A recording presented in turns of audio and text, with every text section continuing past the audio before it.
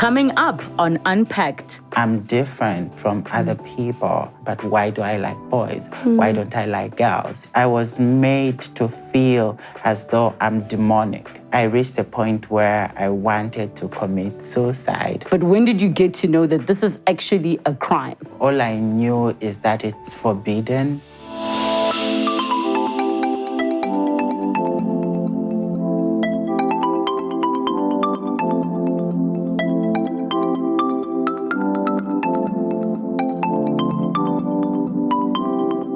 Can you imagine having to flee your country because who you are is illegal and criminalized?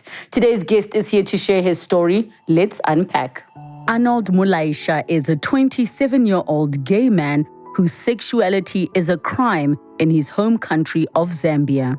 After an investigation into his sexuality was started, he fled to South Africa in the year 2017, seeking asylum.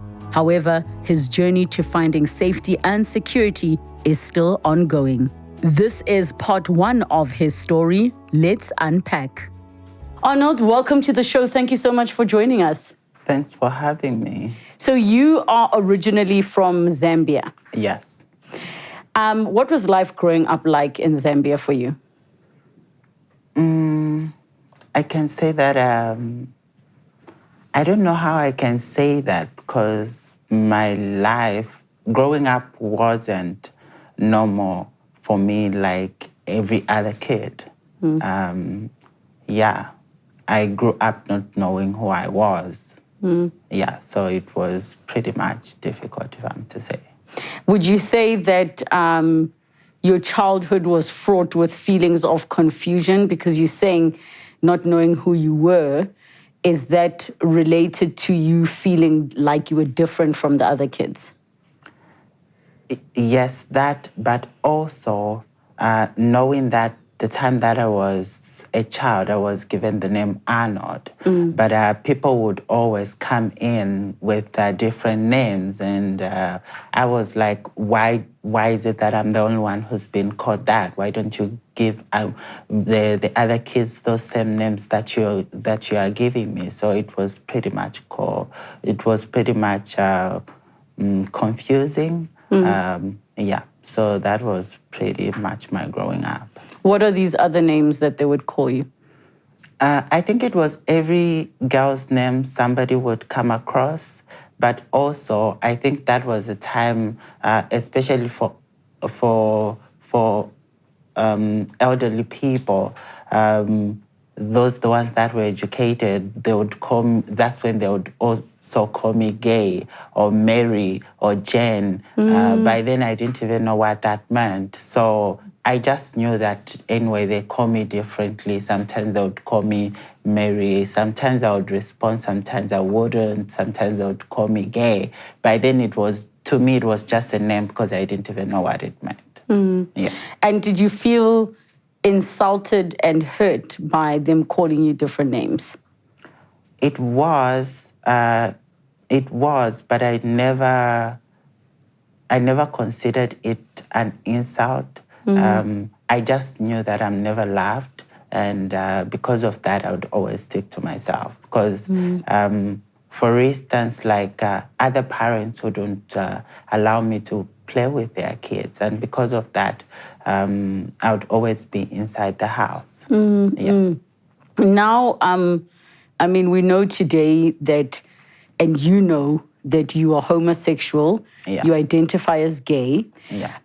When in your childhood and upbringing did you realize that this is what I am, even if you didn't have a name for it? I think it was at the age of 10, I started getting to know myself, and I fully got to understand myself fully. I think by then I was 13 to 14. Yes. And what was that, when you say I got to understand myself fully, what did you understand about yourself? Of the person I am, that I'm different from other people. I'm queer. I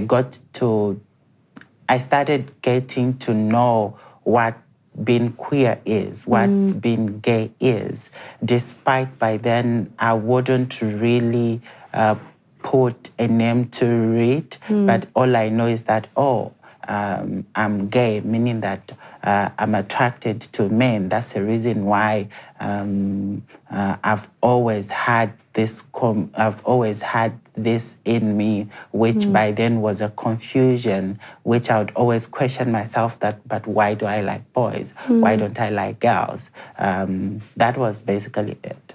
Was there ever the space at home for you to ask, let's say, your parents or your siblings the question? Not really. I think with them it was more. I think with them it was more of conversion therapy. They would literally take me to any powerful pastor or wherever they could literally want to change me.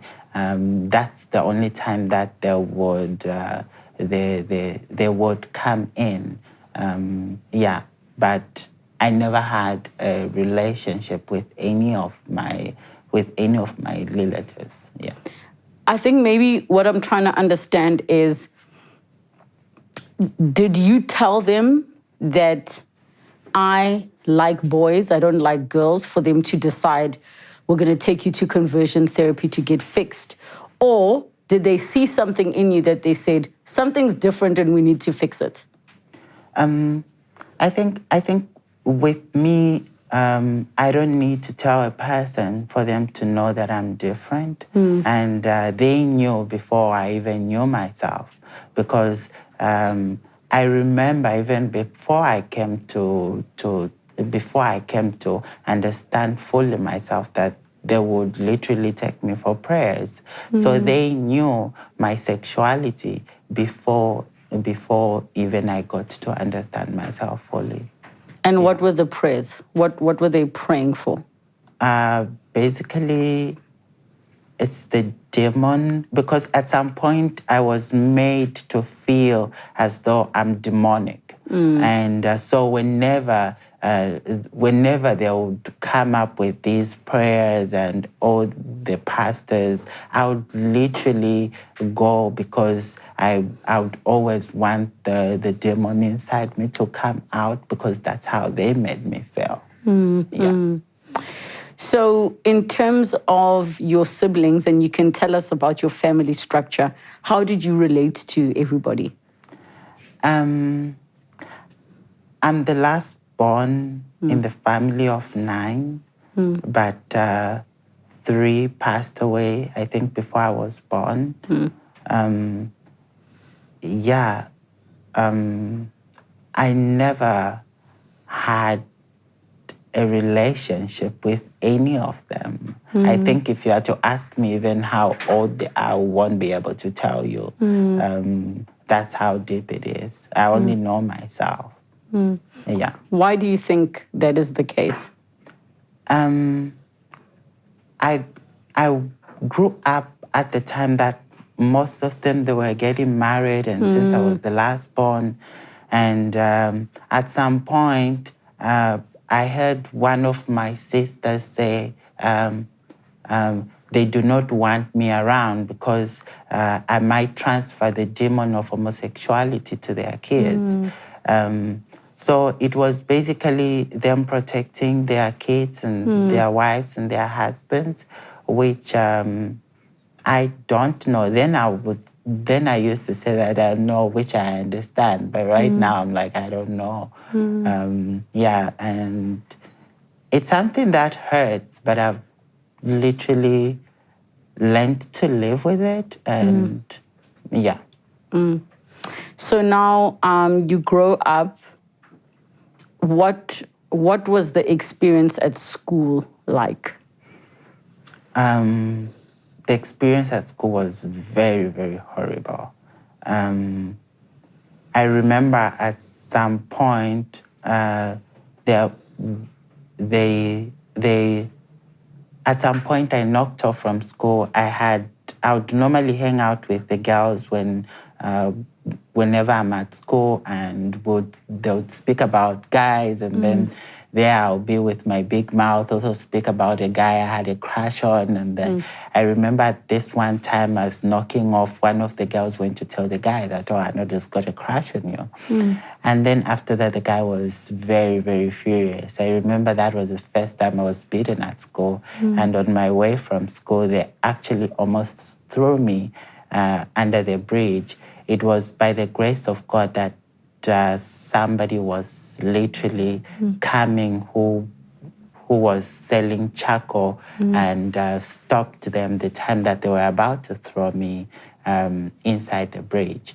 And then the person made sure that no took me home until I arrived. And then the other kids had to tell my relatives what had transpired. And on top of that, I was beaten. Why would I like a guy? Why would I have a crush on a guy? So it was really, really terrible. I was always a laughing stock, so because of my sexuality. So, yeah. What was the next significant incident you would say that happened while you were at school? I think it was just the name calling, but also I think teachers as well. They would always come in. They would always come in with the issue of conversion therapy, telling me to behave like a proper boy, telling me I'll never be who I want to be. Yeah, those were very, very terrible. And I never used to speak to anybody apart from the girls. And it wasn't like every girl that would come up, that I could come across. Yeah, so even though other people would laugh at me, call me names, it used to hurt, but it got to a point where I got used.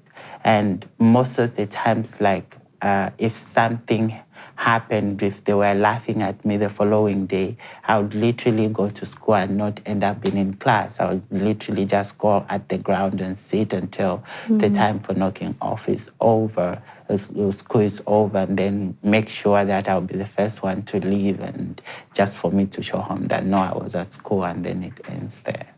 Yeah. Was there an incident with a boy when you were at school? That was the time I went to high school. I was kicked out of the house. I was 13 to 14. Let me just say that, 14. Kicked out of home? Yes. Because of your sexuality? Yes. So basically, I wasn't allowed to go and play outside. So most of the times after school, I would stay inside the house, and it was like that always. So there was a TV in my room, and then I would be watching TV. So they were looking for TV Kids presenters, because most of the times I would be in my room and then practicing, oh, I can do this. And then I ended up applying, which I was one of the people that were selected. And after that, then they had to show the people that were selected for TV Kids presenting. And my dad was furious after he saw that.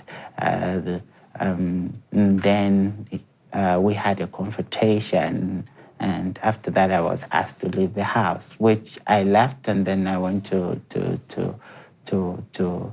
stay with a female friend of mine that was also working for the same TV station, which I was asked to join. After that, my grade 9 result came, and I had passed to go to a boarding school, which I literally went. But through that, I had the help of my mom to make sure that I get into school and everything like that. But at this time, were you still banished from home? Yeah, by then I'd already left home. I think with me it was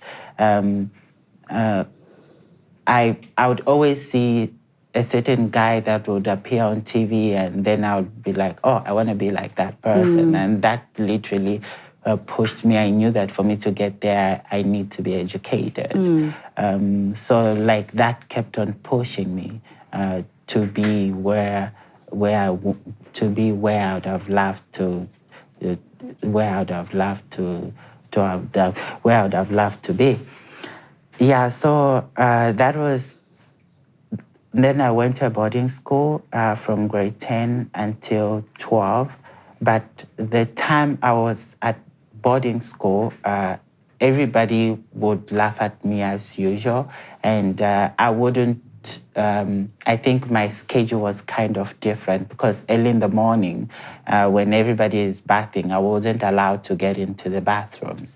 So I would literally wake up somewhere around 3 and make sure I would shower before the rest of them work up and prepare and go for class. If I don't do that, then the time that they'll be at prep, they'll be studying at night. That will be the time that I will literally go take my shower and everything.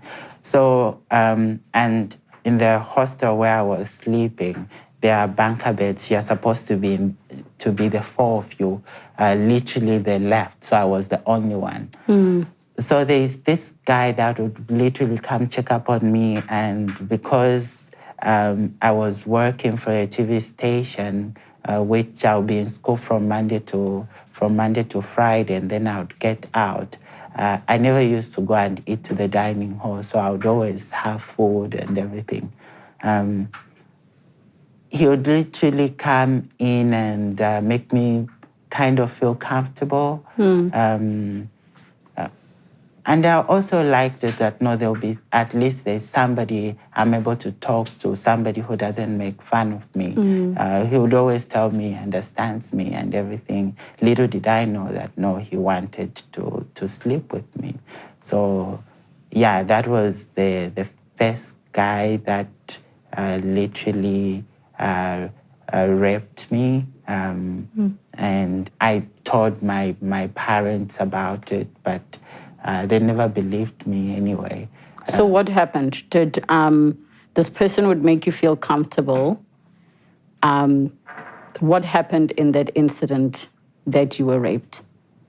I was hurt because I wasn't looking forward to that. I was hurt and I was in pain. I was hurt, and after that. I really wanted to leave the school then because I didn't feel comfortable. And that's when I reached out.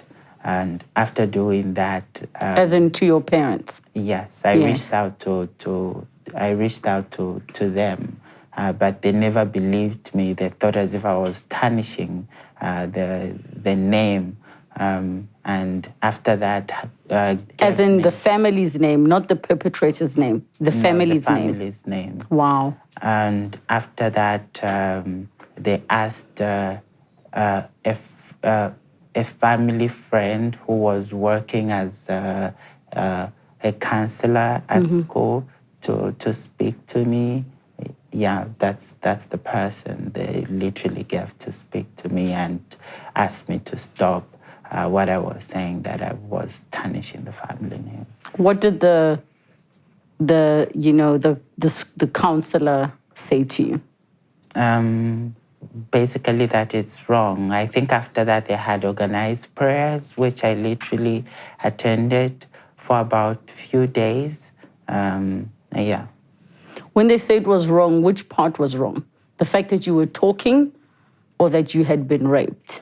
The fact that I was talking, I had to stop speaking, that no, the person had abused me. So, yeah.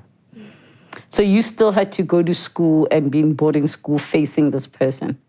Yes. I think we stopped talking and I stopped, I literally just stopped entertaining him, and I took him like everybody else who would make fun of me.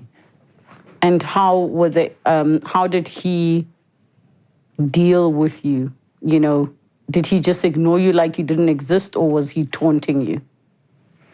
I think he was also caught. So at some point, he literally stayed away from me. Yeah, because he was also called to speak to. They also spoke to him, which he denied the allegations. Yeah, and then he stayed away from me. And how did it make you feel having to face him every day?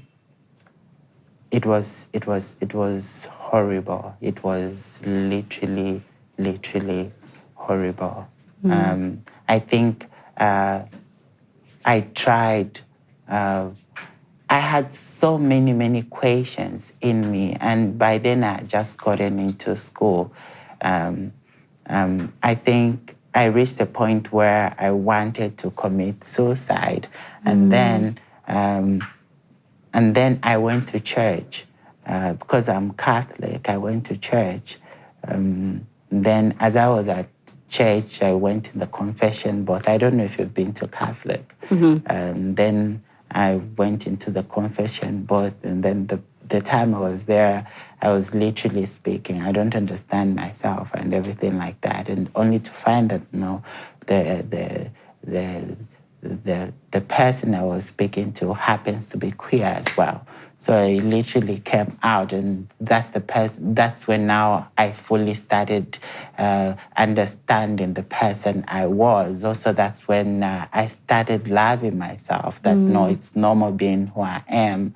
I think it was because of the person that kind of spoke to me. Was that a priest of the church? Yes. And what did he say to you? Did he say, "I also feel the same way, and this is what it's called"? He never came out that way. He just told me that it's normal being who you are. I think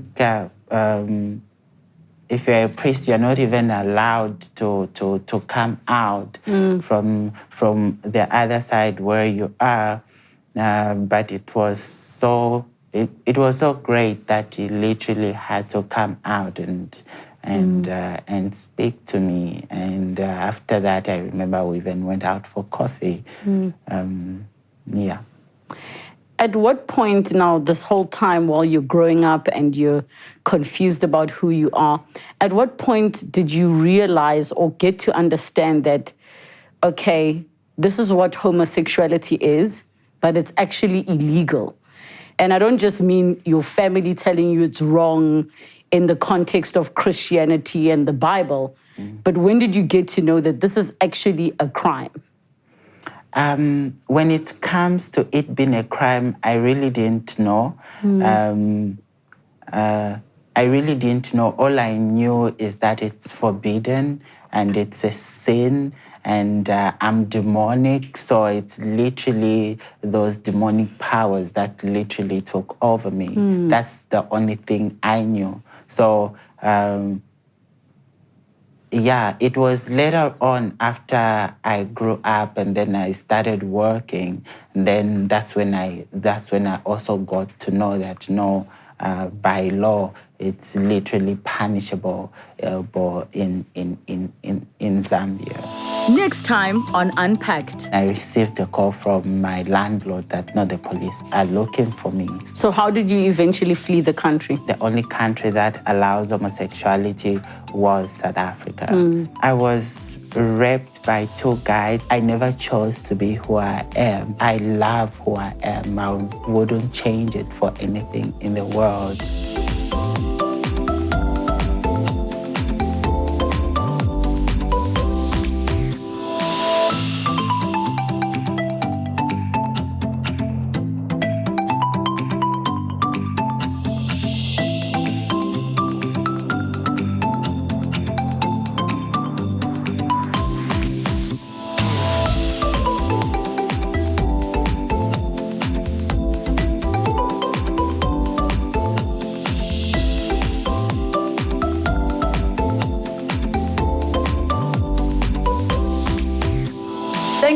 much for watching Unpacked with Relebogile Mamoja. Make sure you subscribe to my channel where you can get to watch more episodes. But more importantly, you can be part of our online community. Comment down below, share with us who you'd like to see on the show, what story you'd like us to discuss. We love engaging with you. Keep it coming and don't forget to subscribe.